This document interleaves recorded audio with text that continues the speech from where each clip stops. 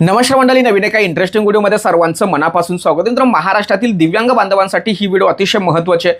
मित्र, राज्य सरकार प्रशासनाच्या माध्यमातून 24 तारखेला संध्याकाळी दिव्यांगांचे पैसे त्यांच्या खात्यामध्ये देण्यासंदर्भात महत्त्वाचा शासन निर्णय म्हणजे जो निधी मंजुरीचा जो शासन निर्णय आहे हा जाहीर करण्यात आला।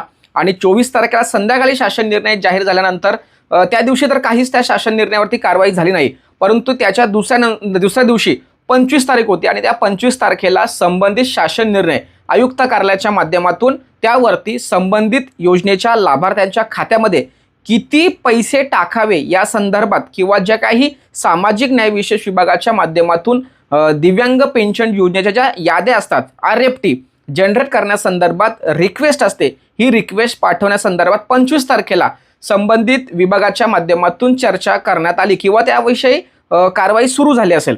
आता तुमच्या खात्यामध्ये प्रत्यक्षामध्ये हे पैसे कधी जमा होणार, कारण शासन निर्णय 24 तारखेला जमा झालाय आणि त्यामुळे साहजिकच दिव्यांग बांधवांची उत्सुकता वाढलेली आहे की बाबा लवकरात लवकर हे पैसे जमा करण्यात यावे। तर या संदर्भात आपण संबंधित मंत्रालयाच्या स्तरावरती जे काही अधिकारी आहेत त्यांच्याकडून माहिती घेतली जात असताना त्यांच्याकडून असं कळलं की सर, शासन निर्णय आता प्रत्येक वेळेस आमचा प्रयत्न हा असणार आहे की पुढच्या महिन्याच्या आदल्या महिन्यामध्येच हे निधीचा जो शासन निर्णय हा जाहीर करण्यात येणार आणि 1 तारखेला हे पैसे लाभार्थ्यांच्या खात्यामध्ये वितरित करण्यात येणार। म्हणजे 1 आठवडापूर्वी आम्ही या शासन निर्णयाच्या संदर्भात कारवाई जी आहे ती पूर्ण करून घेणार। संबंधित आयुक्त कार्यालय, संबंधित सामाजिक न्याय विशेष विभाग यांच्या माध्यमातून जी काही प्रोसेस करायची असते ही अगोदरच करून घेणार आणि 1 तारखेला हे पैसे त्यांच्या खात्यामध्ये वितरित करण्यासंदर्भात आम्ही प्रयत्न करणार आहोत। जर समजा 1 तारखेला मागे पुढे जरी झालं तरी सुद्धा आम्ही 1 ते 5 तारखेच्या दरम्यान हे पैसे त्यांच्या खात्यामध्ये वाटपाचा आमचा पूर्णपणे प्रयत्न असणार आहे। आता हे पैसे 1 तारीख किंवा 1 ते 5 तारखेपर्यंत जाण्याची शक्यता काय आहे हे आपण या ठिकाणी व्यवस्थित समजून घेऊया। तर मित्रांनो, या ठिकाणी तुम्हाला ऑगस्ट महिन्याचा कॅलेंडर दिसत असेल आणि या ऑगस्ट महिन्याच्या कॅलेंडरमध्ये 24 तारखेला तुमचा शासन निर्णय जाहीर झाला। शासन निर्णय जाहीर झाल्यानंतर या ठिकाणी 25 तारखेला खऱ्या अर्थाने त्याच्यावरती प्रोसेस झाली, परंतु या ठिकाणी 26 तारखेला ईद असल्या कारणाने शासकीय सुट्टी होती आणि या शासकीय सुट्टीमुळे यावरती कोणत्याही प्रकारची प्रोसेस झाली नाही। आता या ठिकाणी 27 तारीख आहे, पण नारळी पौर्णिमा आहे। नारळी पौर्णिमेला काही अधिकाऱ्यांच्या किंवा कर्मचाऱ्यांच्या सुट्ट्यासुद्धा असतात, ऑफिशियल सुट्टी नसते, परंतु सण असल्या कारणाने त्या दिवशी सुद्धा कर्मचारी किंवा अधिकारी वर्ग कमी असतो। आणि त्यानंतर लगेचच रक्षाबंधन आहे आणि या रक्षाबंधनाला सुद्धा सुट्टी आहे।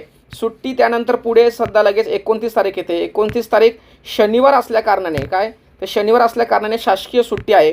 त्याचबरोबर या ठिकाणी लगेचच 30 तारखेला रविवार आहे आणि 31 तारखेला पुन्हा सोमवारी वर्किंग डे आहे। त्यामुळे मित्रांनो, हे जो पूर्ण आठवडा आहे हा आठवडा बऱ्यापैकी सुट्टीचा असल्या कारणाने आपले जे पैसे आहेत हे पैसे वितरित होण्यासंदर्भात थोडीशी प्रोसेस लेट होऊ शकते। मग आता 31 तारीख आपण जरी विचारात घेतली तरी 31 तारीख हा ऑगस्ट महिन्याचा आहे, त्यामुळे आपण जर सप्टेंबर महिन्याचा जर कॅलेंडरचा विचार जर केला तर या ठिकाणी मंगळवार येतो 1 तारीख। आता अपेक्षित आहे की 1 तारखेला हे पैसे येणं अपेक्षित आहे, कारण 2 ते 3 दिवस त्यांना वर्किंग डेसाठी मिळतात, परंतु आता या संदर्भात सुट्ट्यांचं कारण समोर ठेवून कदाचित पैसे मागे पुढे होतील असं या ठिकाणी वाटतंय। तर मित्रांनो, अशा पद्धतीने हे पैसे तुमचे 1 तारखेला किंवा 2 तारखेला किंवा 5 तारखेच्या आतमध्ये येण्याची शक्यता आहे। आणि हे सर्व काही RFT जनरेटवरती, बिल मंजूरवरती सर्व डिपेंड आहे आणि DBT पोर्टल या 2-3 गोष्टींवरती डिपेंड आहेत। त्यामुळे संभाव्य तारखा मी तुमच्यासमोर ठेवलेल्या आहेत। तर आज संध्याकाळपर्यंत याविषयी आपल्याला संपूर्ण सविस्तर माहिती मिळणार। जी माहिती येईल ती तुमच्यासमोर ठेवली जाणार। महत्त्वाची व्हिडिओ सर्वांना शेअर करा। भेटूया पुढील व्हिडिओसह, तोपर्यंत धन्यवाद। जय हिंद, जय महाराष्ट्र।